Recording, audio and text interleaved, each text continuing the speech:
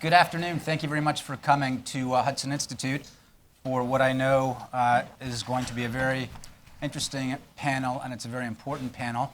I also wanted to welcome our C-SPAN audience. This panel is, I've been here now at Hudson several years doing these panels, and I think that this is probably the most important panel that we'll be doing. We've had some terrific people in the past, and we will continue to have terrific panelists, and this is a special panel, but I think that one of the things that this will do, especially as it focuses on the Joint Comprehensive Plan of Action, I think that one of the things that this panel and this discussion and these gentlemen will be able to do is to fill in, is to give a very clear picture of what the Islamic Republic of Iran has done throughout the Middle East, especially to American servicemen and women, as well as American citizens over the last 36 years. And so I think it's very important to have a clear understanding of exactly what this regime's past relationship with the United States has been like, and what I think we should probably look for and expect in the immediate future. So without further ado, I'm going to move to the panelists.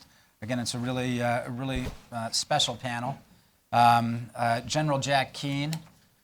General Jack Keane's 37 years in the Army. His last post was as Chief of Staff in the Army. He's now on the board of the Institute for the Study of War.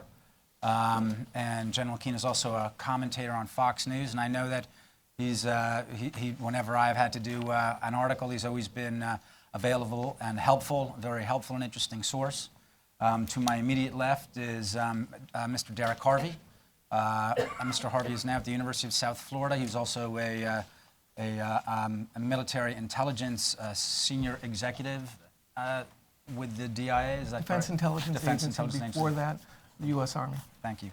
And then all the way to the left is Mike Pregent. And Mike has been here at Hudson before on other panels, so Mike is coming back. And Mike, among other things, was a military intelligence analyst and Army officer. And Mike right now is the executive director of a very important organization called Vets Against the Deal, and he'll be describing that a little bit. So without further ado, General Keane, if you could start us off, please. Yeah, sure, thanks. I appreciate being here.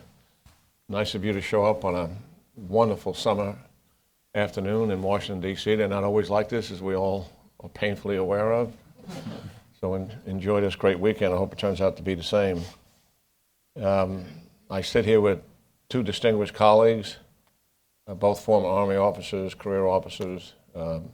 I know Derek the best. We did assessments for Dave Petraeus in Iraq during 2007 and 2008, every few months for weeks at a time, and did the same for him in Afghanistan.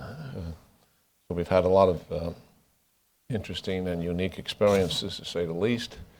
And I would tell you that just to establish his credentials a little bit more, in 2004, Derek Harvey was the only intelligence officer in the government that understood what the origins of the insurgency in Iraq was, how they were executing it, and how our strategy was doomed to failure.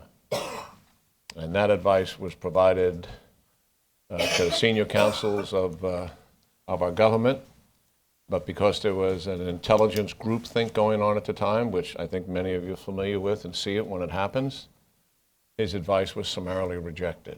And how sad is that? Because that was late 2004 when we had the actual truth of what was happening, why it was happening, and why our strategy was failing. Sad stuff. So listen, that's a different subject today. Iran is, in my judgment, is an ideological-driven state subscribing to a radical Islamist ideology with significant geopolitical objectives, which they have not wavered or retreated from since the formation of the Islamic State of Iran in 1980. Specifically, their objectives are to seek regional domination, to reduce U.S. influence, and drive the United States military out of the region, to destroy the state of Israel. For 35 years, to include this year, they have continued to espouse these objectives after often using inflammatory language and always determined and consistent. Their strategy to achieve these geopolitical objectives is not only, in my judgment, capable and brilliant, but it is downright successful. Their execution arm for the strategy is the IRGC, the Iranian Revolutionary Guard Corps, or commonly referred to as the Quds Force, led for over 20 years by Qassem Suleimani, which is a hybrid of the Central Intelligence Agency, our Special Operation Forces, and overseeing engineering and science and financial entities to support their operations. Qassem Suleimani has only one boss, not the chief of the Iranian military and not the president of the country. The only boss he has, as you know, is the supreme leader. Their means to achieve their geopolitical objectives are proxy clients, fighting proxy wars, and proxy clients using terrorism. Let's just briefly consider what they have done to reduce the U.S. influence and drive the United States out of the region. By no way am I going to capsulize all of their activities in terms of what has happened in South America, Mexico, other places. I'm focused on one of their major strategic objectives to reduce U.S. influence in the region and to drive us out of the region. In the early 1980s, using the organization in Lebanon, which became known as the Hezbollah, they blew up the U.S. Embassy in 1983, 63 dead, 120 wounded. The U.S. Marine Barracks that same year in Lebanon, 305 dead, 75 wounded. The U.S. Embassy in Kuwait, 5 dead, 86 wounded. And in 1984, they went back to the U.S. Embassy in Lebanon, which was now in the annex because the embassy itself had been destroyed, and we had 23 more dead killed in that explosion and countless other wounded.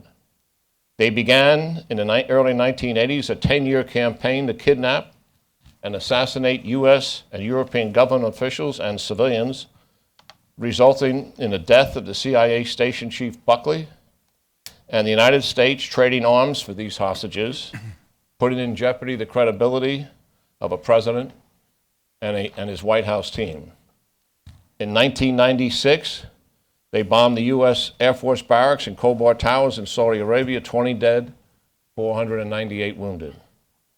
From 2004 to 2008 in Iraq, using 2 training bases in Iran, the Quds Force trained Iraq Shia militia under the guidance of Hezbollah battalion commanders and officers, developed an enhanced improved explosive device, or IED, to penetrate any known U.S. armored vehicle on the battlefield and to be used, by their guidance, exclusively against U.S. personnel, also providing rockets, mortars, and funding for the Iraq Shia militia. Estimated dead conservatively is over 1,000 as a result of that. If General Alston was here, who was the last 4-star commander in Iraq, he believes it's closer to 2,000 U.S. dead. The United States, of the 4,400 dead that we had in Iraq. The United States military did pull out of Lebanon and Saudi Arabia, and while the Iranian-trained Shia militias were defeated in Iraq by the U.S. and our allies and the Iraqis in 2008, by the way, that's the only defeat an Iranian proxy has ever suffered, the U.S. military did eventually leave Iraq, as we all know, in 2011. This 35-year track record of using proxies to kill Americans has not only succeeded, but no U.S. president, Republican or Democrat, has ever countered, despite full knowledge of who the sponsor is of the proxy clients.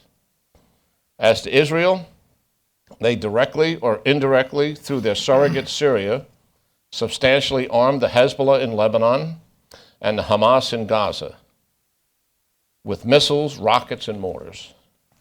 Indeed, Israel forces face then and now the most significant conventional missile and rocket threat that any country has ever faced.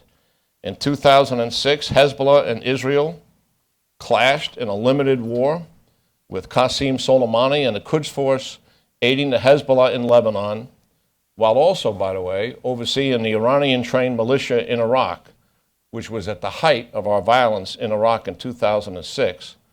By that time, in 2006, I might say in Iraq, the Iranian-trained Shia militia were the #1 killer of U.S. personnel in Iraq. After weeks of struggle against the Hezbollah and the Quds Force in Lebanon, the Israeli Defense Force withdrew from Lebanon in the face of humiliation. All top Israeli four-star generals were fired, and to this day, Iran continues to arm and supply these two proxies, the Hezbollah and Hamas, which continue to threaten the existence of Israel. In Syria, after Assad used massive violence to clear the streets in 2011 as part of the so-called Arab Spring, many military leaders and soldiers from his regime joined the opposition, and indeed the opposition gained momentum against the regime, so much so that many observers here and others were predicting the fall of the regime. Russia came to Syria's assistance, to be sure, but the decisive assistance came from Iran. Qassem Suleimani and the Quds Force on the ground. One of his two-star IGRC leaders was killed. They moved into Syria 5,000 Hezbollah fighters out of Lebanon and thousands of Iranian-trained Shia militia out of Iraq to help prop up the regime and prevent it from toppling. And that is exactly what happened. In Iraq, Qassem Suleimani and the Quds Force are all in propping up the Abadi government, previously the Maliki government, while U.S. commitment in the eyes of senior Iraqi officials is inadequate. Now, it's also Yemen, with Qassem Suleimani and the Quds Force supporting the Houthis. This is a strategic issue, to be sure, for anybody that understands the Middle East, because an Iranian naval base in Yemen can control the shipping lanes to and from the Suez Canal. And certainly that is what their intent is. The 35-year scorecard to date is control and influence over Lebanon, Syria, Gaza, Iraq, and Yemen.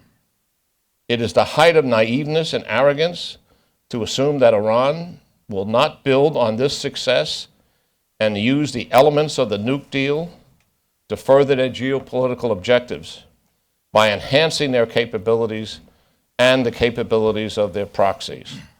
Specifically, they're going to receive a treasure of $150 billion in sanction relief money, and certainly additional financial support as a result of the trading agreements that are currently being made in Iran with many European countries.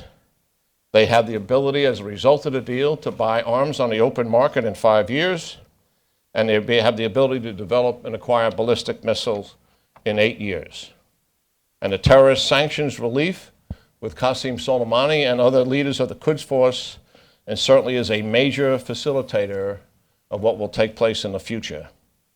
It is not so much about Qassem Suleimani and the Quds Force leaders' ability to travel. Let's face it, they travel where they want to, when they want to today. They travel covertly and clandestinely, just as our agents and Special Operations Force operatives do worldwide as well. The nuke deal, in my judgment, legitimizes this regime in terms of its ideology, not only inside Iran, but on the world stage. The regime and the Quds Force will be emboldened by the deal. It is foolish to apply our values and desire for an Iranian accord to an assumption that Iran may in fact join the community of nations and abandon this strategy that is obviously working so well in achieving their strategic objectives.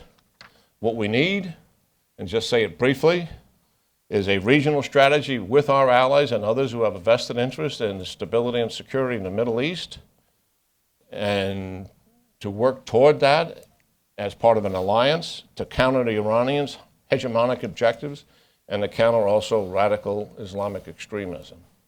Thank you. General Keane, thank you very kindly.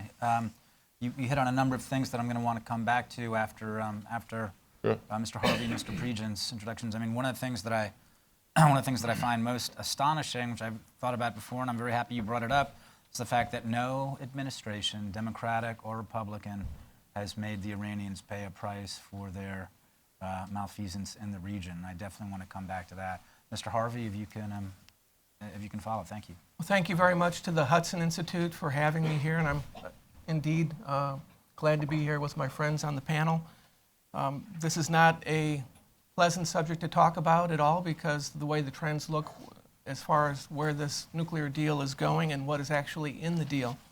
I've covered Iran for the better part of 2.5 decades. I have tracked and monitored and hunted Codes Force operatives. I've interrogated Codes Force officers. I understand their operations and their intent behind them. I've also worked very hard on understanding the complexity of the leadership structures and the powerful influences within Tehran's leadership and at the multiple levels, the different personalities that are involved there, to understand the decision-making, the drivers, and how they see the world, and how they see their pathways to victory, if you will, how they want to advance their interests. I think it's very important that we have a clear-eyed understanding of who we're dealing with, why they think the way they do, and how they perceive moving forward and achieving their objectives. If we don't have a clear-eyed perspective on this, we're going to misread it. And I think in some ways we're misreading Iran today because of a hope that we can move them to another place. This hopefulness and this misread reminds me in many ways of what we saw in misreading Iraq and the nature and character of the regime, the structures that were in place there, the influence of tribal networks, and all of those things. It was misread at the time in 2002, 2003, and early 2004. And I think in some ways we're doing the same thing here.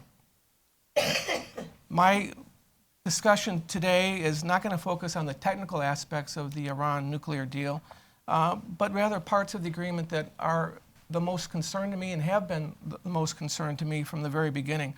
The implications of the accelerated relief of sanctions on arms sales, ballistic missile and warhead development, and on individual and business relief of designated sanctions. And on these concerns, Chairman Dempsey, the Chairman of the Joint Chiefs of Staff, in testimony last month, reiterated those same concerns about ballistic missiles, arms sales, and individual and business sanctions being moved along and not being effectively addressed in the deal. He was most concerned about the ballistic missiles.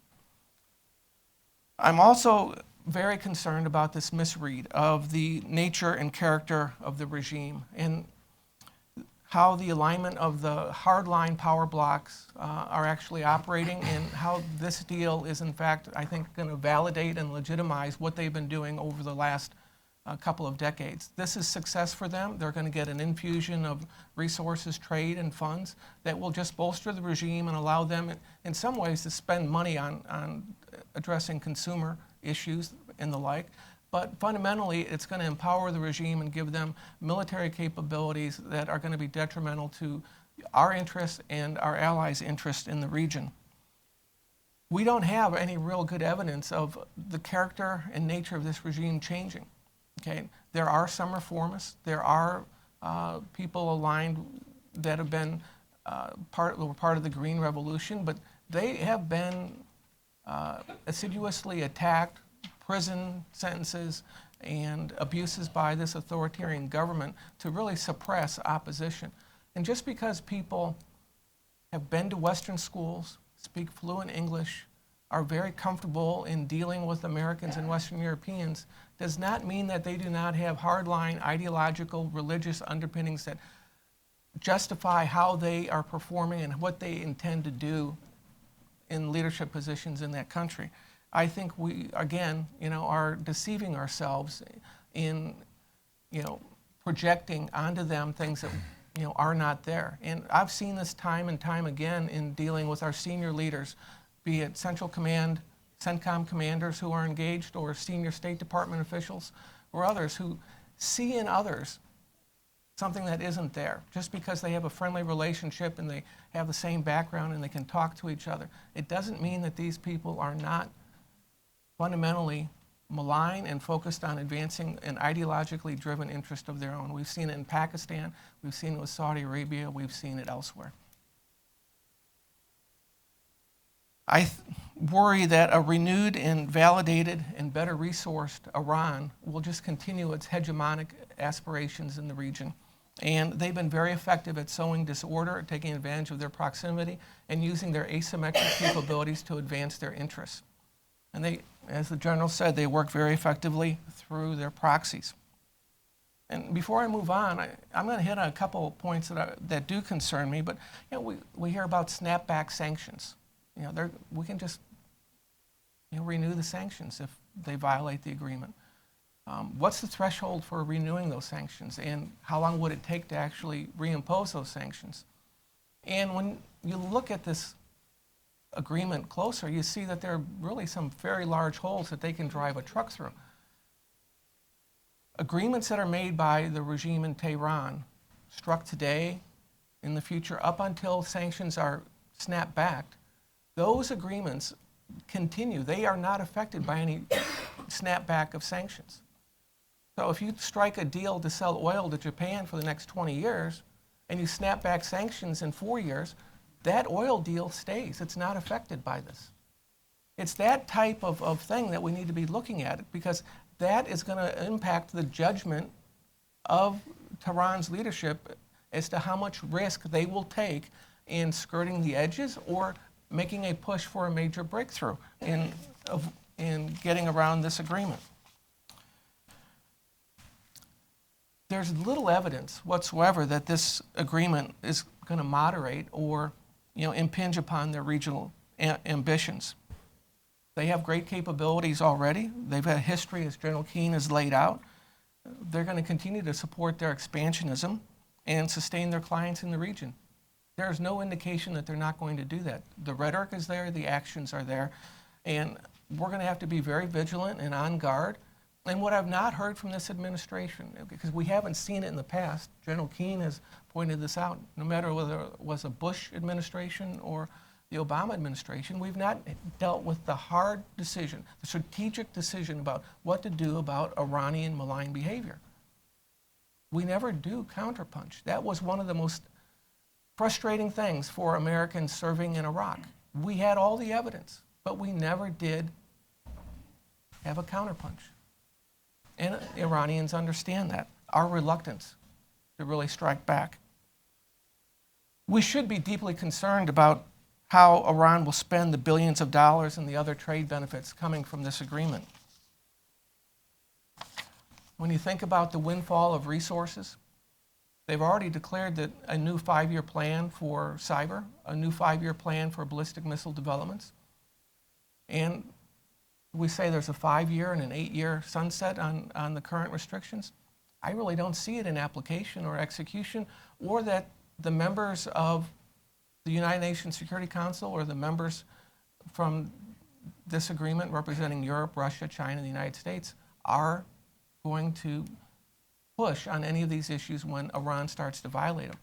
Let's take a look at ballistic missile warhead development. I worked on NIEs dealing with ballistic missile developments, nuclear cooperation and ballistic missiles between North Korea and Iran back in the day. This agreement states explicitly that Iran can continue to make developments in warheads as long as they are not specifically designed for a nuclear weapon. How do you define that? There are all kinds of ways around that, and you can develop a warhead very effectively and do all the things you need to do and just explain variations and quality factors away in getting to that warhead development. So that's a major concern. Why do you need an intercontinental ballistic missile or 5,000-mile range cruise missiles to deliver conventional munitions?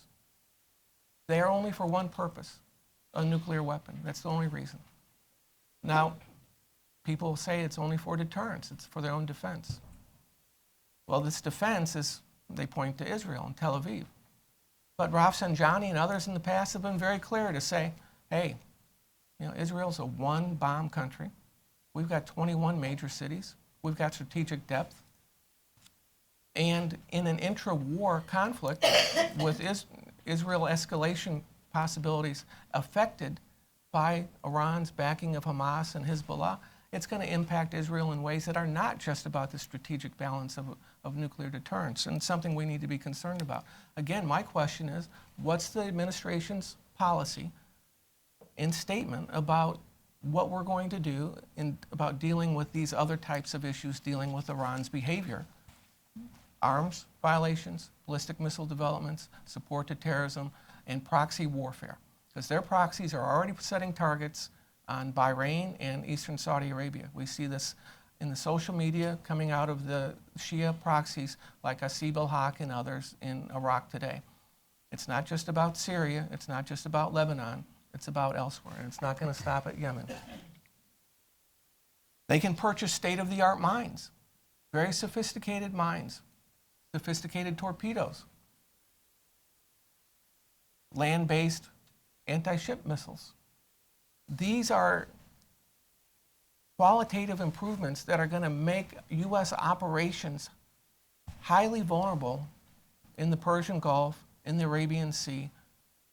And we're not even talking about the ballistic missiles or the cruise missiles. And at the end of this period, we're going to have a breakout because qualitatively, they're going to be able to be more sophisticated in the nuclear development. They're going to have a sunset clause. This agreement is term limited. And what are we going to have?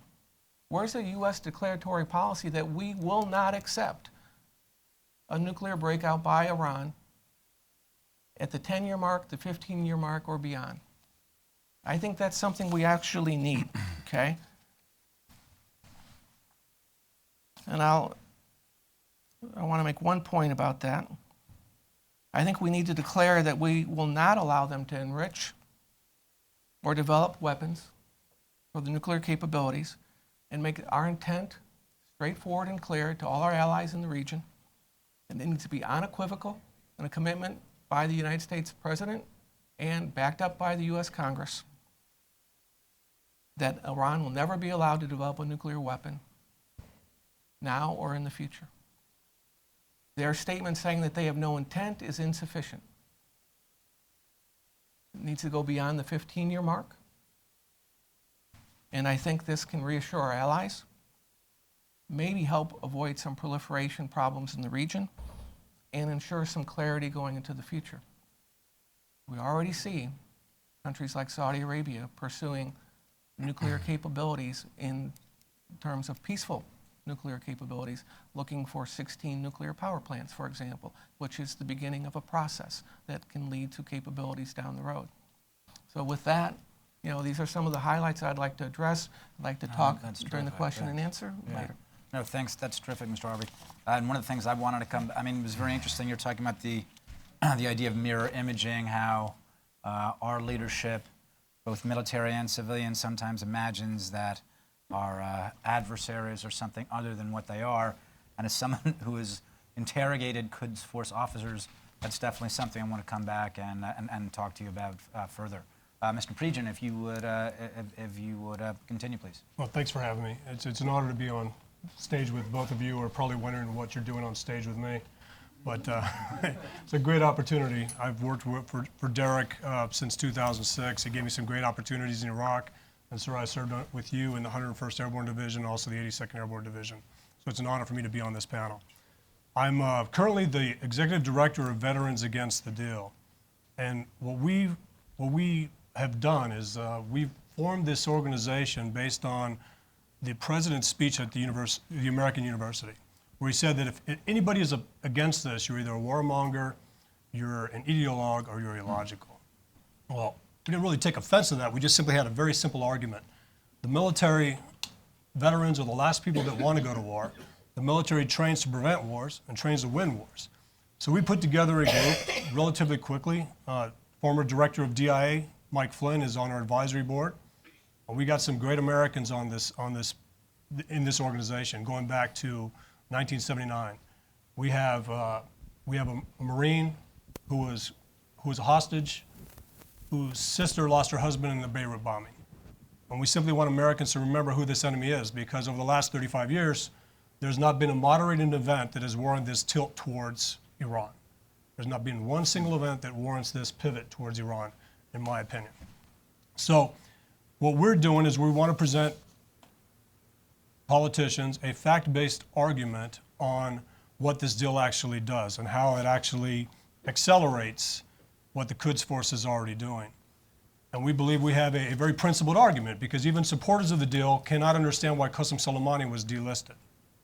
Qassem Suleimani is the commander of Quds Force. Like the general said, it is an external operating force designed to spread the Islamic Revolution through terrorism. And when I call Qassem Suleimani a terrorist general, I'm asked, why do you call him a terrorist general? And I said, well, U.S. Treasury designates him as a terrorist, and his rank is general. The terrorist general, Qassem Suleimani. And he's out there violating sanctions. So the argument goes, you know, we have sanctions on Soleimani already. Well, he's not taking them very seriously. He's been leading a proxy war in Baghdad, keeping Assad in power in Damascus. He's been in Beirut working with Hezbollah, and he's been in Yemen working with the Houthis. So he's supporting Hamas, Hezbollah, and the Houthis, and that's just the H's. Okay? And I stole that from the Senate Intelligence hearing, so please forgive me for that, but I think it's a great point. So Qassem Soleimani's been doing this.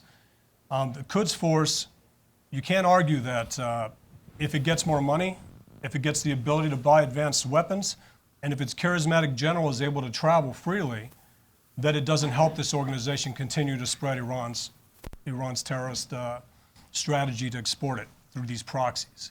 So that's one argument. But what we've looked extensively at the JCPOA, and what we want you to know, or we want to put out there, is that we have to look at this from Iran's perspective. Iran's translation or Iran's view of the Iran deal is much different than ours. Absolutely. They believe on implementation day in January 2016 that all sanctions will be removed. So when we come back and say, no, we still have the other sanctions in place, Iran doesn't believe that, because nothing's been stopped to stop them from supporting terrorism the last 5 years with the groups that we mentioned earlier. I won't go back into those details. So when you delist individuals, and the Quds Force is, I don't know what the Quds Force has to do with the nuclear program. Does anybody here? I don't know what they have to do with the nuclear program. Yet they were delisted in the non-nuclear component of the JCPOA. So we went in and saw who else was, or found, looked to see who else was delisted, and we found 13 generals delisted that were actually put on sanctions to begin with because they were part of an illicit program to acquire materials for a militarized nuclear weapon. They were put on sanctions. They've all been delisted. The banks that actually helped them get these materials have been delisted as well. And the general mentioned shipping lanes. The shipping lanes have been so important to this regime over the last 36 years to export weapons to Hezbollah, Hamas, and now we're seeing them do the same thing with the Houthis. The ships that have been doing that have been delisted. The ships that were sanctioned to begin with for trying to procure military materials from North Korea have also been delisted. What that means is these companies now can continue to help Iran export their terrorism or export their strategy to spread the revolution. Iran doesn't believe the sanctions are lifted in the future. They're already doing this now. And when we hear the arguments, there's some really great arguments being made by the administration. And there's a video out there countering vets against the deal.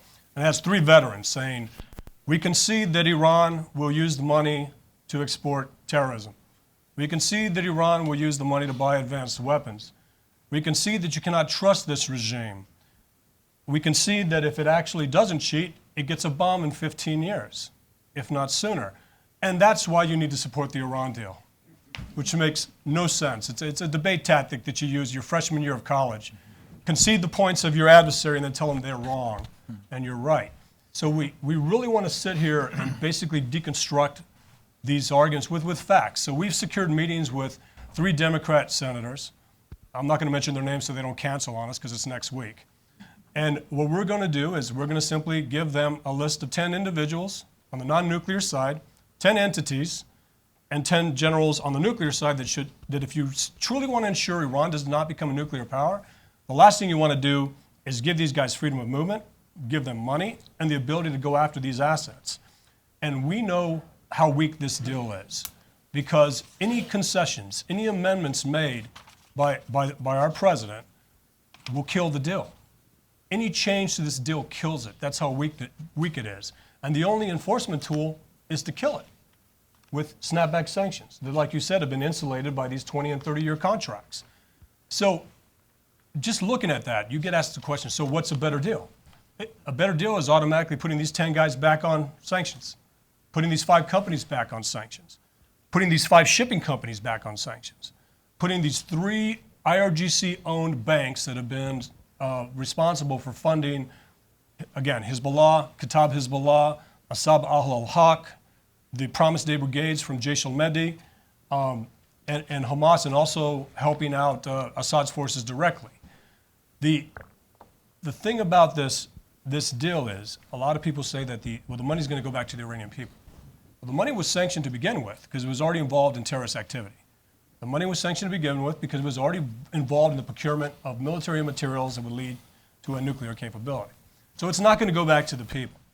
And every former IRGC commander or every former IRGC general is still a member of the club. And each one of them has its hands in every sector of the Iranian economy. So those are the things we're looking at. Now, we believe supporters and opponents of this deal can simply look at the individuals we're going to present and say, we can't do this. This doesn't feel right. Mr. President, I can vote for this deal, but these 5 people have to come off. We know that if those 5 people come off, the deal is killed. So we talk about, well, this is a way to moderate Iran, and hopefully, if they do these things, or if we do these things, they'll moderate. And the people will look for peaceful regime change. Well, that's not facilitated at all when you actually delist the man responsible for putting down the 2009 Green Revolution. The besieged commander somehow found his way on this nuclear deal. He has nothing to do with the nuclear component. Justin, Amir, and Saeed sit in prison in Iran because they were not part of the nuclear deal. We could not negotiate to get them out because they weren't part of the nuclear component of this thing. Qassem Suleimani, delisted. The besieged commander, delisted. Shipping companies responsible for spreading Iran's terrorism throughout the region, delisted. Hezbollah banks, delisted. So we simply want to provide decision makers a fact-based brief that we believe even supporters of this deal can say, okay, there were too many concessions on this side. If those things go away, it automatically becomes a better deal, and it also kills it because Iran will look at any change as a breach. And one of the biggest problems we have in the last 10 days is Qassem Suleimani traveling to Moscow. So you have 2 signatories on the JCPOA, Russia and China, 2 guarantors that are supposed to help us keep Iran in check, facilitating sanctions violations, facilitating the procurement of S-300s. A battery of S-300s can shoot down an Israeli airstrike. They'll have to have 5 aircraft in order to be able to do it. It'll be able to shoot down 4. The S-400 can shoot down American aircraft. So we're keeping an eye to see whether or not the S-400 comes into play.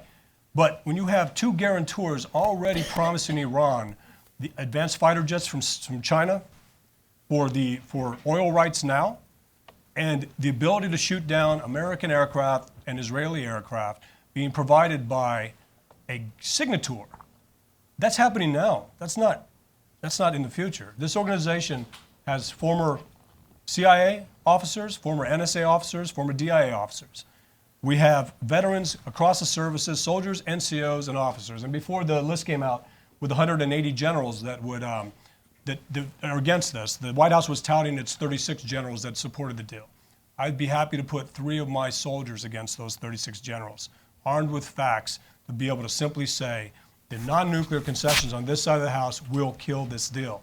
And we don't want to get lost in, I don't want to call it the noise, but we know 24/7 isn't 24/7. 24/7 is 24 days, and hopefully 7 weeks after that we'll get something. We don't want to get lost in the numbers of centrifuges or the percentage of enriched uranium.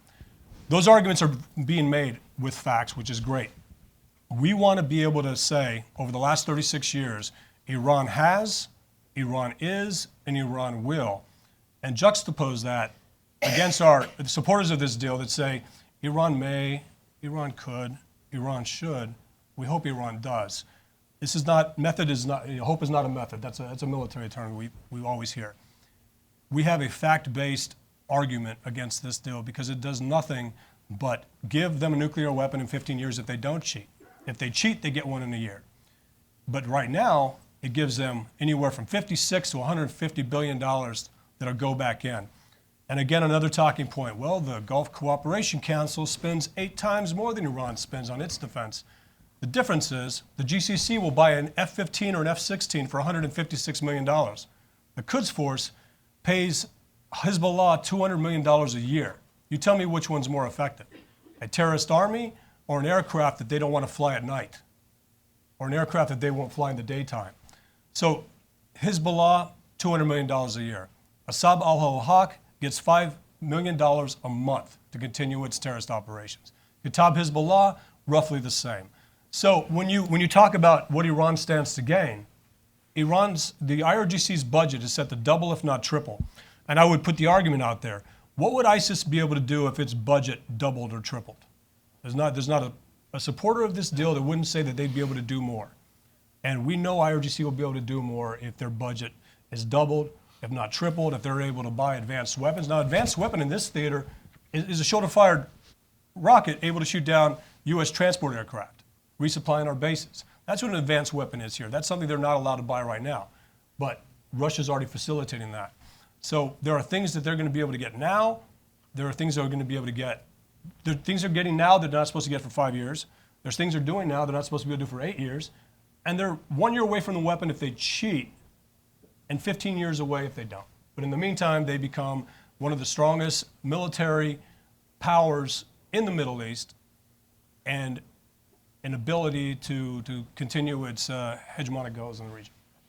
That's what I have. Mike, thanks very much. Thank you. That's terrific. And if you do look at the JCPOA, I don't necessarily recommend that everyone have to read it, but if you do look at different people who have been taken off of or will have UN sanctions lifted, and EU sanctions lifted, it's astonishing, some of the people. I mean, the Iranians essentially petitioned for everyone. A Lebanese national named Anis Nakash, who was a deputy of Carlos the Jackal. Somehow the Iranians got him off the list as well. And somehow the White House negotiating team accepted this, made a deal over this. What I want to come back to right now, I do want to ask this question. I mean, General, you were there. You served in both. You served both Democratic and Republican White Houses. Why did we never do anything about the Iranians? I mean, we saw what they've been doing since 1979, and every administration has had problems with the Islamic Republic. Why didn't we do anything? Yeah, I mean, it's a great question, and I think one we've always asked ourselves many times. I think there is an answer for it.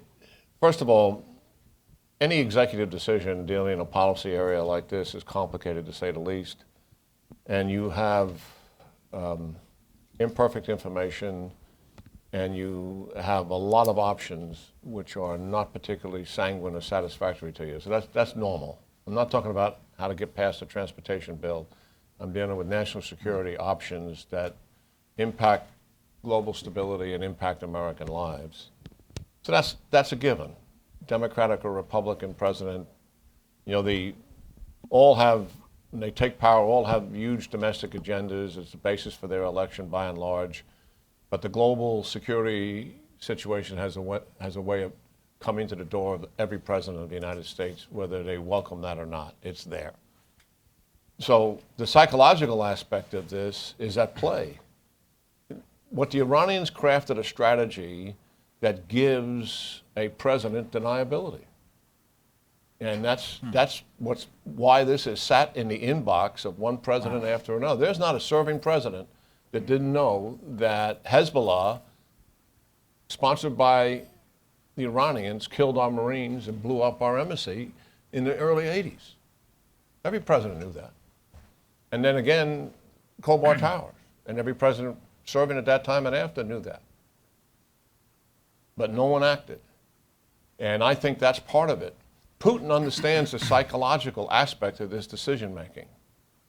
And he's using it to his advantage. The confrontation that he's using, to use our words, is a hybrid strategy where he doesn't confront the Ukrainians in Kiev with direct line military forces. He goes in and stirs up unrest where there wasn't any, creates a reason for him to bring in special operations forces to support it, and then, when necessary, brings in conventional military not in uniform to drive domination over what is now a response from the host country's military. He could take Kiev in 2 weeks, if he wanted to, using his conventional military. But he doesn't want that burden. But he wants to control and influence, and I really think he's seeking the destruction of NATO eventually. So he understands this. It gives what? It gives European leaders and it gives a president pause and deniability. That's fascinating. I'm sorry. So you're saying that a lot of the times our adversaries, their own strategy is keyed to our decision-making process? I think in Putin's case it absolutely is true, because he trained KGB colonel who is a master at psychological warfare. I think in his case it is. I think in the Iranians' case, I think strategically it was a strategy that made the most sense for them to avoid direct confrontation.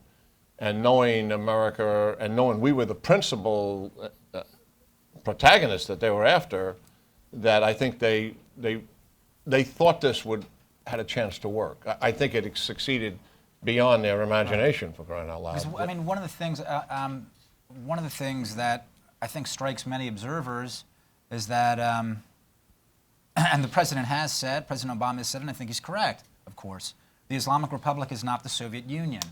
And so I think there are two different ways to look at that. One is, yeah, so we can take them down anytime we need to. If we have to, they're not that big a problem. But the other thing is they kind of come in under the radar for, I think, the reasons you're describing. They act under the radar. Well, yeah, they're not the Soviet Union because they've gone out and they've killed thousands of Americans and taken countless number of Americans hostage. That's true. They're not the Soviet Union. They've been killing us for 35 years, and the Soviet Union doesn't have a track record of that, to be frank about it. And that model is sort of used that, here we had two ideologies that were struggling, and we were able to talk and negotiate, with them. Therefore, we should be able to talk and negotiate with the Iranians. I have no problem talking and negotiating with the Iranians, but you do it from a position of strength, and 35 years of history has got to be on the table. And as a result of any deal, we want this behavior that I just laid out should be laid out in front of them and said, this is job one. We'll discuss nuclear weapons to be sure and how to curb that behavior, which is designed to preserve the regime. But we're going to, as part of our negotiations, we're going to curb this behavior, which is their number one strategic objective, not a nuclear weapon, which is domination of the region. And that was never on the table. Mr. Harvey, you were going to? I've sat in far too many secure video conferences with senior leadership in Washington, D.C., sitting in Baghdad or in Kabul, where we have discussed how to respond to the assassination of 5 Americans, planned and conducted with the support of the Quds Force in the case of Iraq, or dealing with Pakistan intelligence service support to the Taliban and their direct involvement in supporting the killing of Americans. And when it comes to looking at a response, a proportional response, it seems like the debate always becomes one of extreme caution, because there is a high level of concern about what our adversary may do in response. So we take many, many, many cards off the table. We decide not to use coercive power to respond because leaders are afraid, in my view, sitting there, about what the response is. Not thinking about how to use American power, economic, diplomatic, military, clandestine, or overt, to make the cost higher than they are willing to pay.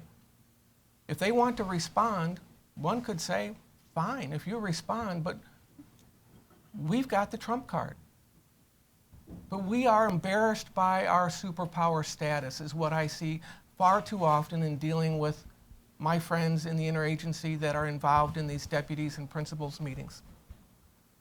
And caution becomes the dominant theme. Let's not create something that we don't want to get involved in. it's inconvenient, and let's send 400 more trainers, and we're going to deal with ISIS. Let's do this. And we just inoculate by doing something that is not germane, and our enemies see this. Can I ask, Mr. Our enemies see this. What's the response that our decision makers fear most? Is it terror attacks in the United States, which is certainly a possibility? Is it terror attacks against U.S. forces in the region? What's the response that prevents our decision makers from saying, yes, definitely take a piece of the IRGC. We're sick and tired of this. What do they most fear? It has mainly been about terrorist strikes, asymmetric strikes in the region, hitting American service facilities or corporate entities, just American symbolic targets. That is a tit-for-tat type of thing. You know, what we're really saying is we're talking about leadership here and a response to these kind of challenges. And you got to have some kind of moral compass to deal with these life and death situations that sort of driving you to make these appropriate decisions. I mean, you look at the presidents that were involved in this. I mean, some of these presidents are very good people. I mean, obviously, but nonetheless, they were handcuffed by something of what Derek is saying. And I'm comfortable if they had an opportunity to revisit it, they probably would have made, you know, some different decisions. I mean, I hearken back to the European leadership that existed when Nazism rose, and it wasn't that difficult a problem initially to deal with it. You know, Churchill was asked a question about the calamity of World War II, 100 million people being killed during that war, and what a horrible calamity that is. And he certainly acknowledged that. He said, yes, but it was also our most preventable war. And that was dealing at the time with one leader, one ideology before it grew into domination of other countries. Margaret Thatcher sees Saddam Hussein drive into Kuwait with the ultimate objective, Saudi Arabia. The president is wavering, as is the White House, because okay, we do something about this. What's the next step? To take a page out of what Derek is saying, she said there's a moral imperative here. We have to act. This cannot stand. And then he actually started to use those words that she provided him, and she gave him the imperative to take that kind of action. This requires some strong leadership in terms of dealing with it and recognizing, you know, strategically what really is at stake here and the implications of tolerating this kind of behavior over time. And if I may Sure, say please. something here, I mentioned about misreading who we're dealing with and understanding who we're dealing with, I think, in clear terms. You know, we're dealing with a regime leadership in Iran, the Quds Force with Soleimani, who have been in these same jobs for decades. And they have credibility in the region. They have proximity. They have national interest. They have an ideological driven factor there. They have committed political leadership, and they are ruthless about achieving their objectives. I don't see that on our side. And if you're over in that region, you see this with the Iranians, so you have to deal with it. Now, we seem to think that the pathway to success here, sir, is that we're going to have this arms control agreement, and this will set the stage for an evolution in the relationship, call it détente, where we're going to reset the relationship, and Iran will become, over time, a moderate, constructive player in the region, in the international nation-state system. And that we're interchanging with people that are highly educated, PhDs from Western universities, who understand our national security system and our processes better than many of our own people do, because they've studied it at length. And that's who we're engaged with. And in many ways, you know, what I'm afraid of is that our engagement, our negotiations, our calculations don't appreciate how ruthless and calculating and the types of decisions these people have taken time and again to put people in prison, to torture, to assassinate, to conduct bombings that kill 244 people, or to support a Khobar bombing. And this is who we're dealing with. Now, maybe the regime can change. I'm hopeful. you want to deal with your adversary and you want to get to a good point. I'm just not sure that this deal, as currently constructed, provides us that pathway. Mike, did you want You to? have three countries who have consistent strategic messages over the last 30 years: Iran, China, and Russia. Russia being roughly about 27 years, dealing with an administration that leaves office in 17 months. These three countries have a playbook. They know what they wanted to get, and they were able to get it. Can you just describe Iran's a little more closely? It's very interesting. If you can just, Oh, sure. I mean, you're looking at the same consistent policies and ideology coming out of Iran the last 36 years. Same coming out of Russia the last, 27 years? Since 1990? And also the same in China. So you have our foreign policy in the Middle East ebbs and flows. So our adversaries take advantage of it based on who's in office. The next administration that comes in will have to deal with this actual, with the JCPOA, the Iran deal. If it's a Republican administration, it's not going to be too happy about it. We're hearing in our circles that neither Hillary or Biden want to run on this thing because they don't want it around their necks going towards the election because it's that bad. But you have an advantage when you're an adversary dealing with an administration that's leaving office in 17 months. So when the president says Iran will never get a bomb on my watch, in 17 months. It's that simple. We don't have a consistent ideology. We ebb and flow. We can always consistently say that we support the state of Israel. Some administrations use all 5 lanes of a superhighway to support Israel. Some administrations use the access road. Some administrations use all 5 lanes to use, when we talk about Russia, when we talk about the U.S., and the comparisons are made. When we engage with Russia, we engage with Russia like this: 2 military forces pushed up against each other in the Fulda Gap. We increased our military presence. The military option was on the table. Even Josh Earnest, a press secretary, mentioning the military option in a press conference, you heard protests in Tehran saying the U.S. is already violating the JCPOA because of a press secretary actually mentioned it in an answer to a reporter. But you're able to take advantage of an administration leaving office in 17 months when you have the same countries that have been doing this for 30 years consistently. Well, that raises a very interesting point. So they do have a very consistent ideology, but we've had since 1944, we've had a position in the Persian Gulf, which has been very important. And General Keane, I guess, if I can ask you, I know that I believe that you were the chief operating officer for the Pentagon, which means you saw firsthand how important the Persian Gulf is for a number of different reasons. So what does it mean right now that our position in the Persian Gulf is somewhat jeopardized, it seems? Well, it's indisputable. Multiple presidents have recognized that the Middle East, Persian Gulf, is in U.S. vital interests, and the implications there for long-term national security interests as well. So that's been given in a Democratic and a Republican administration. It's been a constant all of these years.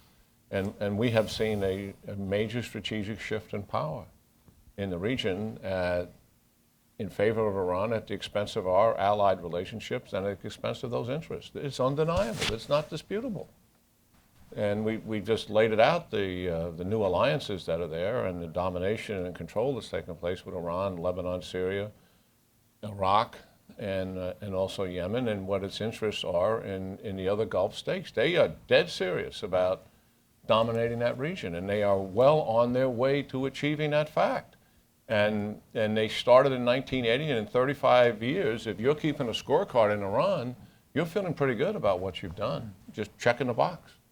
And you've got other boxes that you're going to check eventually, and you've got more money to do it and a strategy to do it, and a relatively impotent United States and European leadership that will tolerate it. So that's, I think, is the issue. And it always has been the issue. I mean, I've always looked at the Middle East. Radical Islamic extremism is clearly an issue that's Sunni-based. But when you look at the Middle East strategically, you should, I think, our national security leaders should always look at every policy decision we're making in terms of what its implication is dealing with Iran, much as we did with the Soviet Union for years. And this is an area of vital interest to the United States, but we frankly do not do that. And we've paid a hell of a price for it. Mr. Harvey, you were going to... I was going to say that what I hear from from folks in the administration is that, we need to deal with Iran. It's a republic. It has a parliament. It has elected officials. We need to help them navigate their way forward. We can't have this era of confrontation, that there are voices that are there that if we engage and we help them open up, it'll provide opportunities for those people that do not have a voice, that the political evolution will occur, but we need to be patient. It's going to be working like détente. It might take 10, it might take 20 years, and we need to be patient, and we need to take the slings and arrows and not overreact to Americans getting killed, to the next bombing, and don't expect us to respond when there are provocations or there are violations, because the deal itself and the course we're on to try and bring Iran into the fold is more important than responding to hardliners that might try to, in their view, undermine this agreement by conducting an operation somewhere down the line, or they get caught with their hands in the cookie jar, with some of these other issues of getting around sanctions now rather than waiting for the 5th year or the 8th year or the 10th year. So that's the mindset we're dealing with, that there are reformists there. They point in people in positions, and I go, do you know who these people really are? And these reformists don't have any real power. They're in positions, but they don't really wield it. Take a look at the Council of Guardians, the Council of Experts. Take a look at who controls the military structure and the economic levers. When you start to see real changes there, maybe you'll see a crack. Well, it's going to take time, Derek. It's going to take time. Well, we're risking a lot, so we're going to have to be vigilant. And I don't hear anything that's articulated about what we're prepared to do between now and then when we get to this point, about checking the behavior, about having a deterrent, having a coercive option, because I think all of our economic cards are not viable. There aren't going to be any effective snapback sanctions. The economic issues that we've usually relied on aren't going to be there in the toolbox for us to use. So this makes it more likely that if you're going to have a response, it's going to have to be military, in my judgment, or no response at all. And I think with this administration and maybe some subsequent administrations, the option will be, well, we'll just excuse things away, and they'll violate, and they'll violate, and they'll violate, and we'll just live with it. Well, you were talking about how administration figures seem to be hopeful that the regime will moderate. One of the things that concerns me, and I think there is some evidence, that actually the administration is happy to work with the hardliners.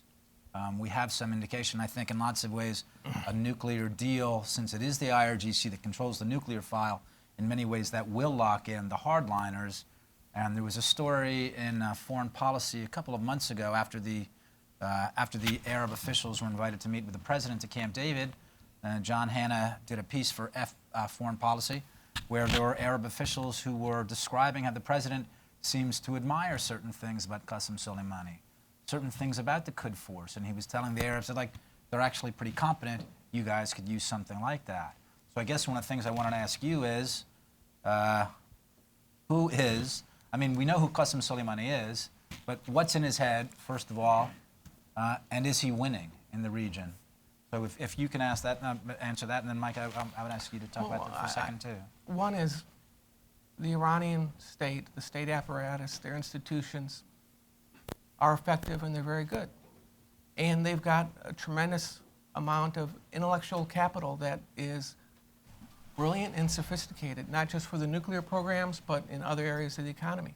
And they're an industrious people. And they've got very good culture, literature, art, movies, film.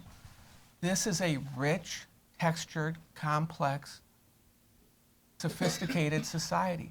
And all of those things make it actually more dangerous, okay? Because it has institutional capacity, the ability to align its resources and to get the most out of them. I think that is one of the things that impresses the administration. They talk about it as a real regime, rational, pursues its interest, contrasting it in some ways to our Gulf Arab allies. So yes, I certainly think that is one of the things that impresses the White House. Mike, did you want to? Yeah, definitely. So this admiration for Soleimani has manifested itself in a Voice of Europe puff piece on Soleimani. The U.S. sends You mean the Radio Free Europe piece? right, that Radio came out Free the other Europe. day? Yes, so we send them $211 million, and they put out a piece saying that Soleimani is actually a pretty nice guy. Well, I'm sure a lot of people think Dick Cheney's a pretty nice guy, or thought that Osama bin Laden was a pretty nice guy, but. Not to make any comparisons, just trying to be on both sides here. Wow, I don't know. Just trying to be on both sides here. But I reject you mentioning the vice president in that context. yes, Yeah. I actually respect him, but I don't want to be, marginalized. Let's see. So anyway, back to Soleimani. Is he winning?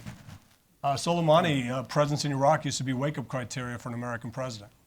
It used to be a get out of bed, Soleimani's in Iraq, what are we going to do? Now he's doing selfies. He's doing selfies in Iraq after leading victory parades in Amerli and Jaffa al-Suqar. He led the forces into Crete. So all under sanctions, by the way, before the JCPOA was even voted on. So he basically has been leading forces on the ground with U.S. close air support in the air, being able to provide air support to Soleimani's forces. And we say, well, you can't say that. Qassem Suleimani is not controlling these things. Well, Hadi al-Amri is controlling those things, and he controls the Hashd al-Shabi, and Amri is basically said he works for Qassem Suleimani.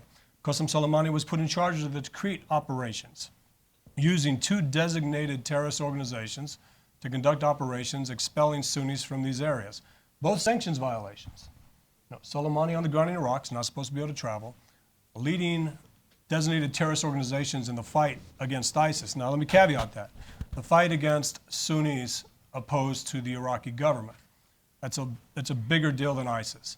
So this was a clear and hold strategy. Clear Sunnis out, hold the area so they can't come back in. And then this blanket labeling of Sunnis as collaborators simply because there's no Iraqi security forces to turn to protect them. This is Qassem Soleimani in Iraq has not built a force to take back Mosul, has not built a force to take back Ramadi or Fallujah. So he is definitely winning in Iraq. He has made Baghdad more dependent on Tehran than they were a year and a half ago. He's out in the open, working directly with Mohandas from Kataib Hezbollah, a designated terrorist, by the way, and the bank that directly funds his organization was also delisted. And not to mention what he was doing in Syria and these other places. So he is winning, and now you just gave him more money, and now we just gave him the ability to buy advanced weapons, and he can't help but smile. And this may, in fact, prolong the Syrian campaign, this infusion of cash into the Iranian coffers, because they have provided tremendous financial support to underpin the Assad regime. Qassem Soleimani has directed and coordinated the strategy across the region, orchestrating involvement from Hezbollah in Syria, sponsoring Iraqi Shia militias in Syria. He's directly behind the bombings, the barrel bombings of refugee centers, of the destruction of bakeries and food centers in Syria in order to impact the population. He's conducted in numerous human rights violations under his organization and under his direction and tutelage. And this is occurring in Iraq. You have ethnic cleansing, you have assassinations, you have torture, all this at the behest and guidance of Soleimani. And these are the types of people that apparently some Americans believe we're going to be able to deal with, and we admire. You know, the president of Iran and the military, the conventional military of Iran, is not involved in the strategic geopolitical objectives of Iran, which is to dominate the region. That is the province of 2 leaders. One is the supreme leader, and the second is Qassem Soleimani, who is his execution arm, exclusively. The rest of the leadership is not involved in any of that. And that is the simple way to understand what is truly taking place. So given the scorecard that has been achieved, as I mentioned before, it's indisputable that they've had a significant measure of success, and the 2 of them enjoy that success. General, I can ask you, you were speaking before about the, I don't know, the sort of moral core that leadership requires and the different things that Churchill understood and that Margaret Thatcher understood as well, where they could see which way things were tending. If I can ask you, which way do you think this is tending? Where do you think this is going? What do you think it means for the region? What do you think it means for the United States and our allies as well? Well, I think American leadership, by and large, has been passive and disengaging from the region, and as a result of that, it's endangered our interests, it's endangered our allies, it has emboldened our adversaries. Certainly Russia and China are considerably more adventurous, I think, is what they perceive to be. What is somewhat new to them is weak American leadership to the degree that it is. The Europeans haven't been capable of asking their people to suffer in terms of national security for close to 30 years. So they've understood about the European feckless leadership. I'm talking about our adversaries. But I think what is new to them is the degree that American leadership has stepped back, and they are clearly taking advantage of it. I'm not hopeless about this issue, because I think we've been here before many times, where American leadership is a defining experience for this great country of ours. We started out with a leader who understood what he wanted, and he was fighting a conventional military that was the best in the world, and it took him 7 years, but he eventually beat it back. I'm talking about the founder of our country. We had a president during the Civil War that couldn't find a general to fight the war competently, and his leaders were came to him, his close leaders came to him and said, look, we have got to make an accommodation with the Jefferson-Davis government. We've got to establish some kind of accord now on terms that are somewhat favorable to us, given the way the war is going. He would have none of it, because he knew that was the destruction of the United States as we knew it and every principle that we had in this country as a result of it. And he finally found a guy that could do something with it. Roosevelt and Truman during World War II, the decisions that they made were extraordinary, and they were extraordinary leaders for making it. It had nothing to do with party. I mean, Roosevelt makes the decision watching Nazism, and he decides, in conjunction with Churchill, that it's not going to be sufficient, having fought 2 world wars and the calamity of World War II, against this ideological leader, that it's not going to be sufficient to defeat their military, even to defeat their Nazi regime. That the only way to prevent this from happening again is to defeat the German people. What a decision that was. And that resulted in millions of civilian deaths. And Germany today is what? A flourishing economy, a democratic-based society, and war is something not even on the horizon. And Truman made a similar decision dealing with what he was facing in Japan.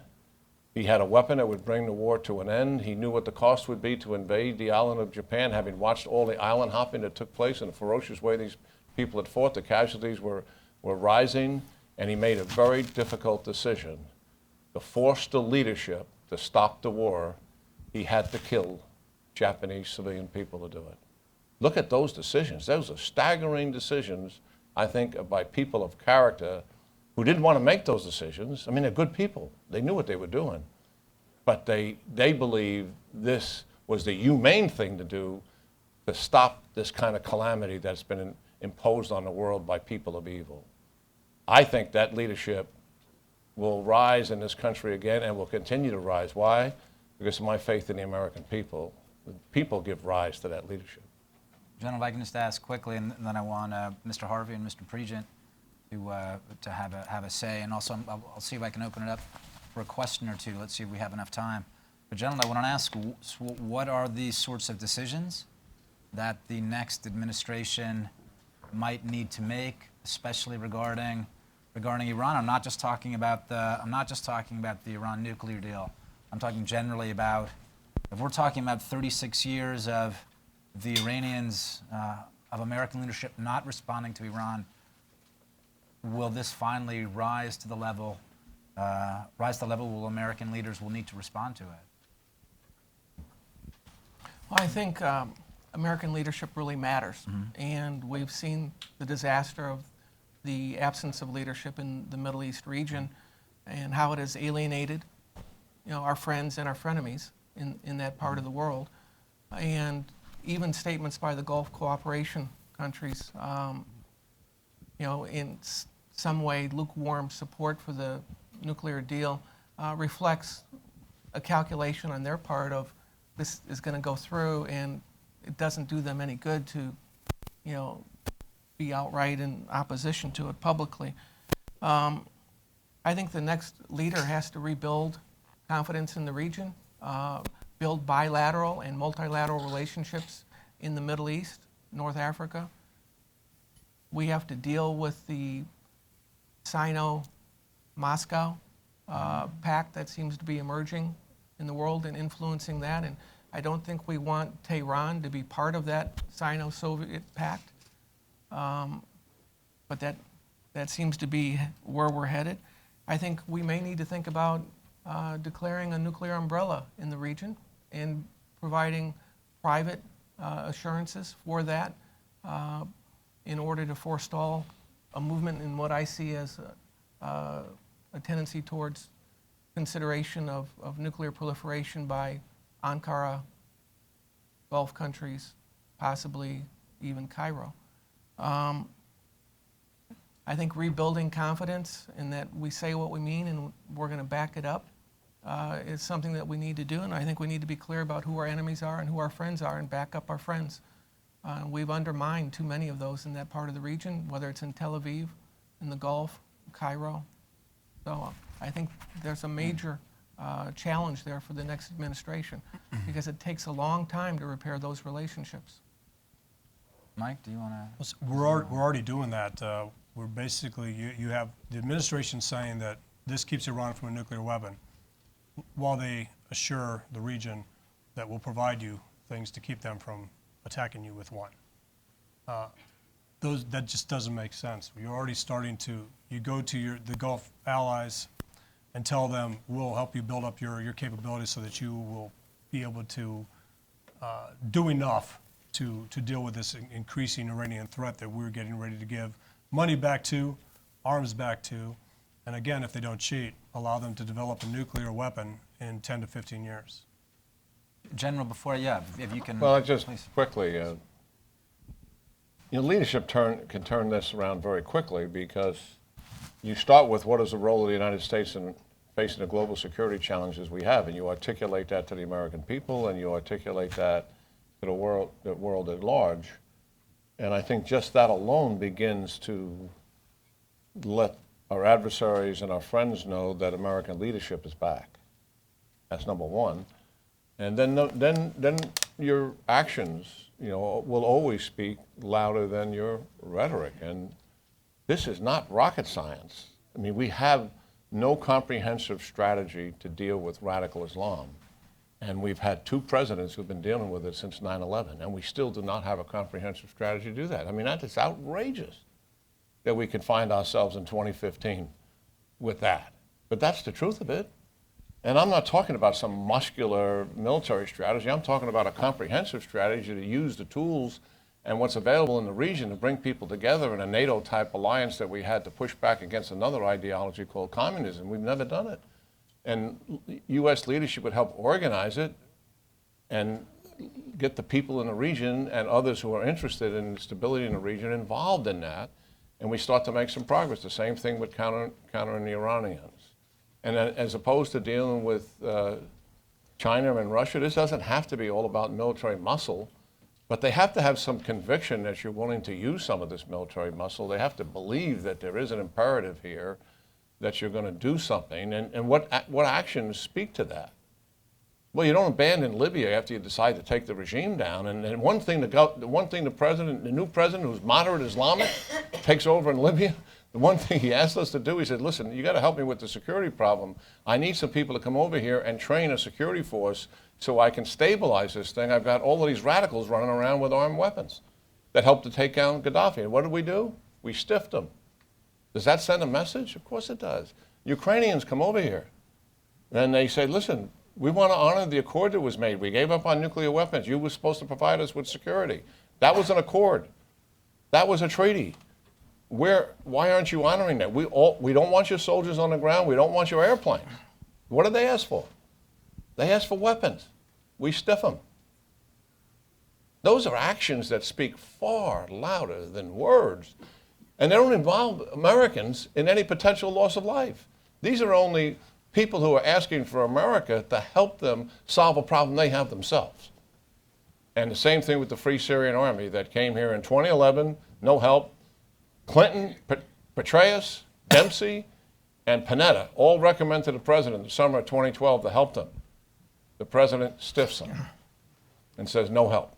Those actions just reverberate around the region and beset us with considerably more problems as a result of it. So this isn't all that hard to do if you make up your mind of what the role is in America plays in the world.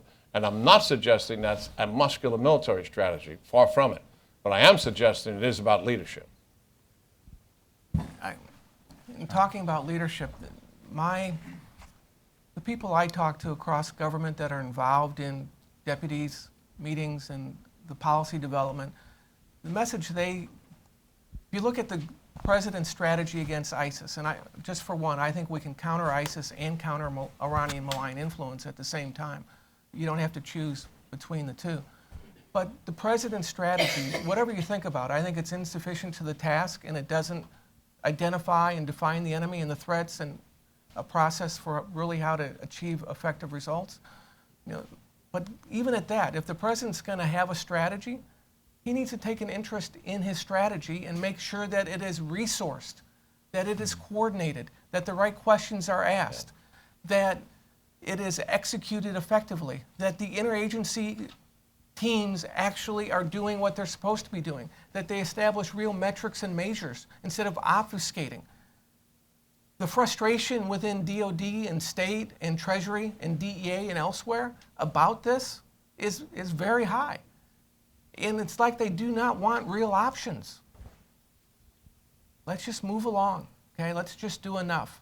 And that shows a lack of leadership and real interest about achieving effective results to impact the enemy, in this case, ISIS. But it's the president's own strategy that he's not making sure is executed effectively. It's going to rebound on us at some point, dramatically. It's already affecting the people in the region. Most of the things that have happened since the president announced a year ago is because of lack of response and lack of follow-through in his own government. Thanks, Mr. Harvey. Let's see if there are any questions. And you have the microphone. Mm-hmm. The gentleman, Halal, if you can introduce yourself, please. And we probably will only have time for 2 questions. Let's okay. See, so. Hillel Fredkin of Director Center on Islam here at the Hudson Institute. I wanted to ask a question. The question I have to ask follows from Mr. Harvey's remark that we're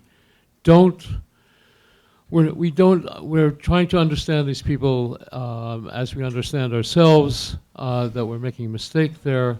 And one part of that lack of understanding is a lack of imagination for what the Quds Force, the Iranians in general, might want to accomplish. And I was wondering, you gave a very fine account of what they have done. I was wondering whether you could speak to what they might do in the future, not in some general terms, but if specific things you might anticipate from them, and especially the issue of the missiles, which I believe you cited General Dempsey as saying is a very, very serious issue that has frankly not gotten very much attention.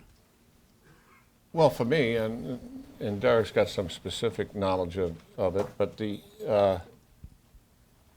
I think the strategic objective of certainly of the United States dealing with Iranians' desire for hegemony would be to use all the elements of power with our allies in the region for the sake of the people of Iran to eventually change the regime out. And I'm not talking about military takeover, but that should be strategic objective. And then you work towards countering what they're doing with our allies in the region. And it's not just about the United States, and it's certainly not just about military power. It's using all the elements of power to do that with our allies in the region. And when it's necessary to counterpunch, and I suggested a litany of times when it certainly was necessary from 1983 through 2008, you have to do that. And it's not just necessary by yourself to do that. But that kind of thought process just has not been there. We're down at a tactical low level in dealing with a regime that has a comprehensive strategy, and we lack an equivalent comprehensive strategy to cope with that reality. I think one thing the Iranians are going to do over the next 5 years, if you look at where they're investing their money, cyber, ballistic missiles, anti-shipping capabilities, both land-based and sea-based, and then supporting a wide number of proxies in the region and being a steady, reliable partner for all of those proxies. Can I ask something about? I think what they're going to do is build up their capabilities, reinvigorate their economy, reinforce these efforts. Okay, I think the past is going to really inform this, and they're going to use their coercive influence to try to do the three things that they want. They want to limit and help end the state of Israel long term. They want to make the United States not a factor in the region. And they want to undermine the coherence of the GCC and pick off those countries and get them into their orbit, one way or the other, and empower Shia minorities or majorities in the case of Bahrain and elsewhere in a way that is going to change the political dynamic in the Gulf. And that is where they're headed. They're going to focus on securing their interests in Syria and Lebanon. And they've already gone a long ways to establishing a client state in Baghdad. They're going to solidify that. They continue to undermine everything we're doing in Iraq to build up an ISF and a Ministry of Interior and capable security forces. And they're using all of their capabilities to directly undermine this independent capability and building countervailing forces that are aligned and most loyal to the supreme leader, not to the government in Baghdad. And that's what they're going to continue to do. Very quick, just one quick question. You mentioned cyber. My understanding is that it's only recently that that the Iranians have gotten good at cyber. How is this accurate, and how did this happen? From my perspective, looking at it from both sides, in government and outside of government, at least 5 to 7 years. Huh. And they've just announced Help a from major the investment. Russians, help from China. If you go out to Silicon Valley, you'll see all kinds of former Iranian entrepreneurs that came over and, when the Shah fell, and others, the first and second generations. They've got brilliant intellectual capital. And they've taken advantage of schooling around the world and in the United States. These guys are not inept. Cyber capability is exploding with advanced technology nations. That's great. You can buy the capability in an educated nation like Iran certainly has the capability to grow their own in this field, and people are getting more aggressive with it. The United States has hands down the #1 offensive capability in the world. I've been dealing with this issue on the Defense Policy Board for 9 years, and it make your eyes water what we can do. But nonetheless, other countries who are also advanced technology countries are gradually acquiring a greater offensive capability. The Russians are clearly #2 in the world. The Chinese are obviously the most prolific.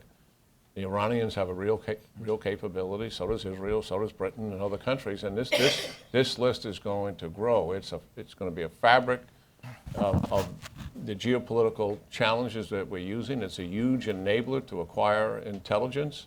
It's a huge enabler to acquire intellectual property, and it's a huge offensive capability to shut down your opponent's capability, which is pretty dramatic in terms of what they can do. Thank you, General. I'm sorry that we don't really have time for another question. I wanted to thank you all for coming. I wanted to thank Hudson and our C-SPAN audience. I especially wanted to thank the panelists, General Keane, Derek Harvey, Mike Pregent. Thank you. Thank you. Appreciate it. Great. Thank you, sir. All right, Derek, it's always good being up here.